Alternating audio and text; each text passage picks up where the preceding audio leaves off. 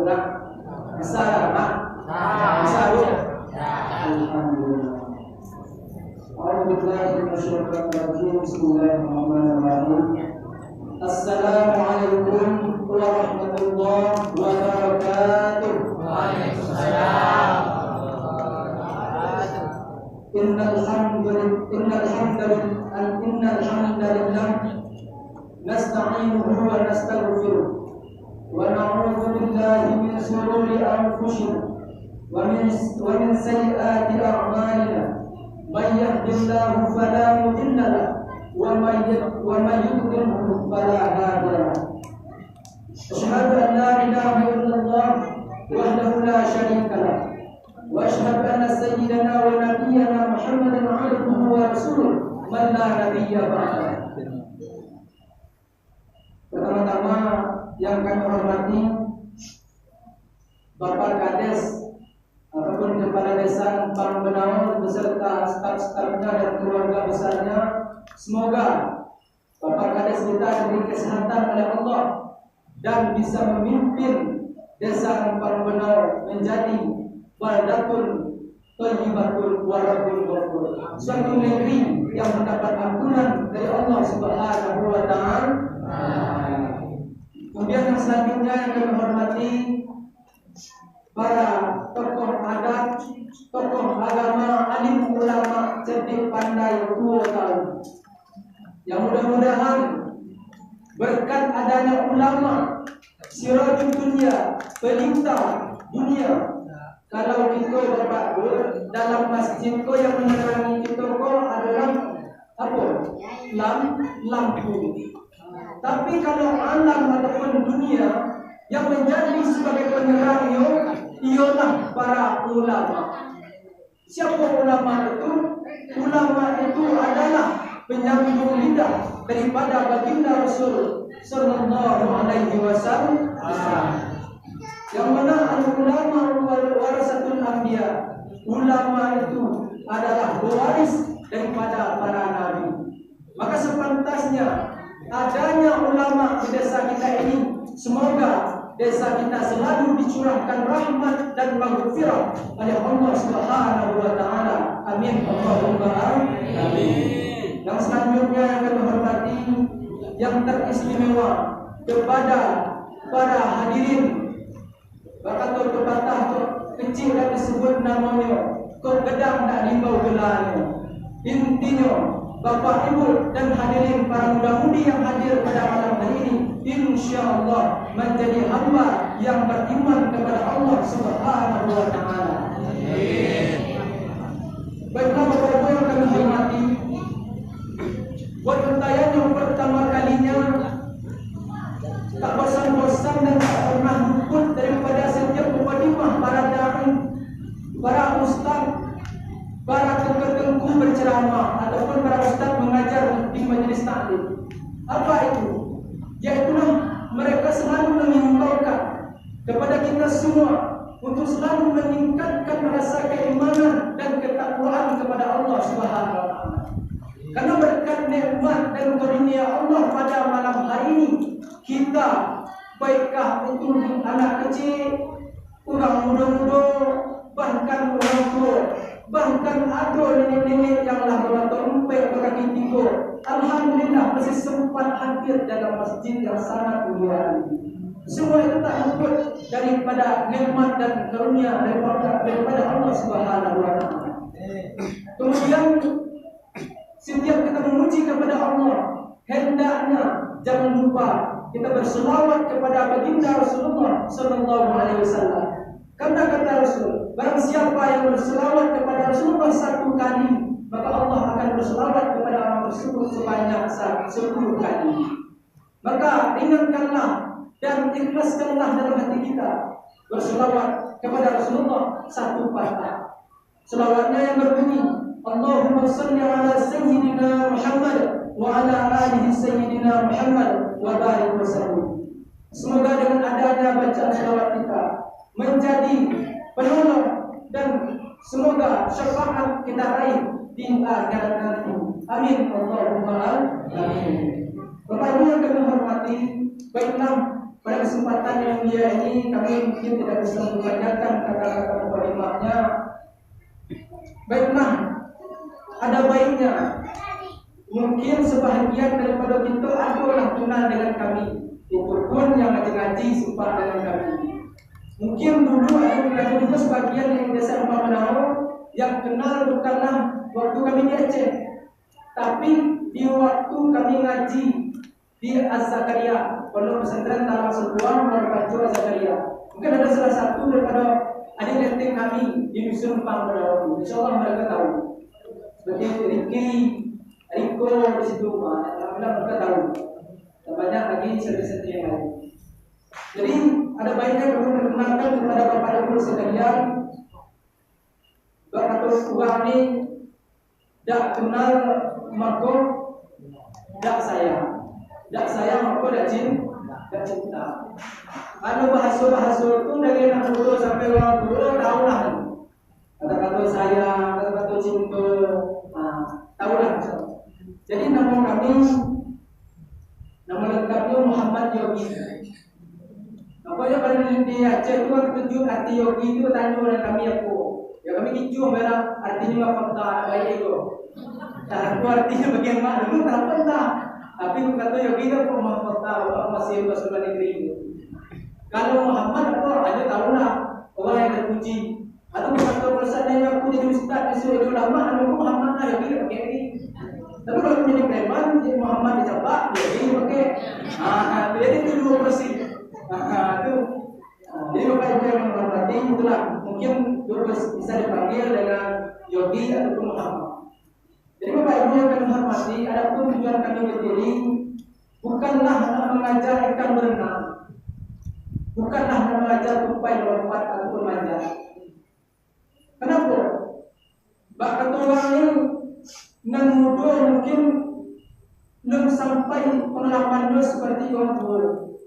Kalau ilmu ini mungkin bapak-bapak ibu di Sumpang Menau ini banyak lah kayu oleh kami kan. Padahal bapaknya tadi itu kami sempat grogi, bahkan kaki itu mati betul-betul. Ya dah, tengok bapak ibu anak muda pun hadir. Jadi kalau kita melihat anak muda dan mudi itu tampil dalam masjid itu serta memakmurkan masjid, berarti di situ kita bisa melihat dan menengok. Berarti masih hidup aura agama di desa itu. Karena bukan kecil-kecil banyak mau ikut. Karena sesuai lah mungkin Bapak Ibu di desa Menau pun nak aturan ngaji kita peduli mungkin. Sebab dengan kita peduli itu aturan kata orangnya. Apabila anak telah 8 tahun, sungguhlah yang bersemayam. Tak kalau ketika yang umur nak 10 tahun, tak boleh disuruh bersemayam maka pukul anak tersebut. Pukul yang macam mana? Gaya mubarihim yang tiada menyakitkan, yang nak merusak kulitnya, yang nak merusak akal pikirannya. Apa pukul? Bahasa orang pukul saya agak-agak kelengan. Jadi kita tengok mungkin itulah bapak-bapak dan ibu-ibu ini mungkin dah tahu kan surah itu dan pelajaran kitab mungkin kan. Maka anak-anak anak muda-mudinya kami tengok tampil dalam masjid pada malam hari ini. Alhamdulillah. Jadi Bapak Ibu yang memuliakan, jadi mungkin tak banyak yang bisa kami sampaikan. Mungkin tak banyak para penceramah lain mungkin datang di sini kan, tak banyak sampaikan tentang Rasul macam mana. Mungkin tak banyak, mungkin hampir adalah tahu kan. Jadi mungkin adalah kadang tu kaji lampu barang sekali setahun. Mungkin kita tak tahu baru manusia ni sifatnya kan berubah, ya tak? Jadi kami berdiri di sini ibarat katanya apa? Penggerak orang yang tertidur, pengingat orang yang terlupa. Bukan mengajar, bukan menasihat, tapi penggerak orang yang tertidur, pengingat orang yang terlupa. Kalau kaji mungkin insyaAllah Bapak Ibu dari yang bangunan ini tahu ada. Jadi Bapak Ibu yang kami hormati, harilah berganti hari, bahkan minggulah berganti minggu, bulan punlah berganti bulan, tahun punlah berganti tahun, sampai pada hari ini tanpa kita sadari umur yang kita punya? Maka tanyakan pada diri kita masing-masing. Apakah umur yang kita punya pada saat ini kita pergunakan kepada jalan Allah, ataukah masih kita melalaikan perintah Allah? Di hari tua itu, apakah kita menyempatkan diri, menyibukkan diri beribadah kepada Allah, ataukah kita masih kumpul dunia, masih dalam hati kita itu penyakit waham? Apa penyakit waham ini? Kumpul dunia wa karahiyatul maut. Terlalu cinta kepada dunia, terlalu takut kepada mati. Itu sifat manusia yang Pak. Bukan di dusun aku beda. Mungkin dalam dusun-dusun itu macam itu juga. Mungkin mudah-mudahan dia pernah tidak seperti itu Bapak Ibu. Ya, Allah. Amin. Jadi apa Bapak Ibu yang kami hormati? Hendaknya ketika masuk begitu, umur kita itu tidak banyak. Di antara azan dan iqamah, itu kita pikirkan. Tak lama kita sudah. Jadi Bapak Ibu yang kami hormati, ketika ajar memanggil, tak pandang tua, muda, kecil, tak. Kadang anak yang baru sedang mangsa, anak satu-satunya dalam kita lah, apa rumah tangga, ya. Tapi tidak ada anak, tidak ada anak. Jadi kasih Allah anak. Ketika kita umur 35, bini umur 35 kita umur baru dapat anak surang bagi Allah Taala. Tapi sayang, kasih sayang tak sempat habis dah, terbatas kasih sayang. Ketika Allah memanggil anak kita yang satu-satunya tadi itu, bukan main sedih lah, bukan main sedih itu. Anak seorang bulan dalam itu lah 20 lah meninggal dulu, bukan main sedih. Itu ajar, dan bisa kita ubah kapan datang dan kapan dan bisa kita umurkan. Karena sesuai dengan Al-Quran dikatakan, فَإِذَا جَاءَ أَجَلُهُمْ لَا يَسْتَأْخِرُونَ سَاعَةً وَلَا يَسْتَقْدِمُونَ. Apabila datang ajal itu, tak bisa kita takhirkan, tak bisa kita umurkan barang sesaat pun, dan tak bisa kita dahulukan barang sesaat pun. Oh, kita nak aturkan apa juga seandainya malaikat apa nama nama malaikat Israel. Wahai bulan, bagi sur kalau kau meninggal, pada paginya dia tidur sudah bersama dia. Kalau seandainya malaikat datang seperti itu, ya tak? Kalau kita kayu punya harta banyak, malaikat bisa disogok aman. Kalau berlomba macam harta, malaikat tunggu anakku jauh dari Jakarta kembali di Surabaya. Enak macam tu. Tapi tak, ketika Allah datang ajal, tak bisa didudukan, tak bisa diundur. Jadi Bapak Ibu yang menghormati, yang perlu kami sampaikan intinya apa? Ketika di hari tua kita seperti ini, baik pun anak muda, maka marilah kita menyibukkan diri dalam ibadah kepada Allah SWT. Lebih-lebih di bulan Ramadan ini, satu amalan yang kita buat dilipat gandakan dibandingkan bulan-bulan yang lain.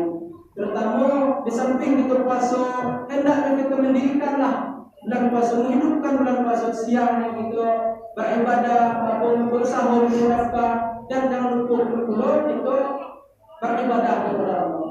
Jangan pula nanti kalau harta lagi warna sehingga kita tidak sempat lagi semayang. Usahalah sembahyang sunat, sembahyang wajib tidak tinggal. Apa nama pun zuhur nak itu pun jumu asar nak dan balik mandi belum lagi tak sempat biasa. Jadi Bapak Ibu yang menghormati, marilah kita makmurkan masjid. Mudah-mudahan masjid kita ini bukan masjid ini Pancasila. Itu lambang Indonesia ada tu.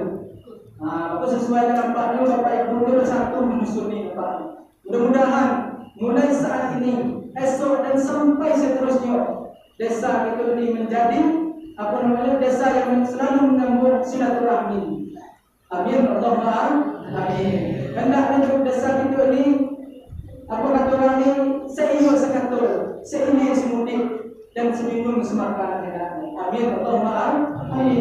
Bagaimana caranya?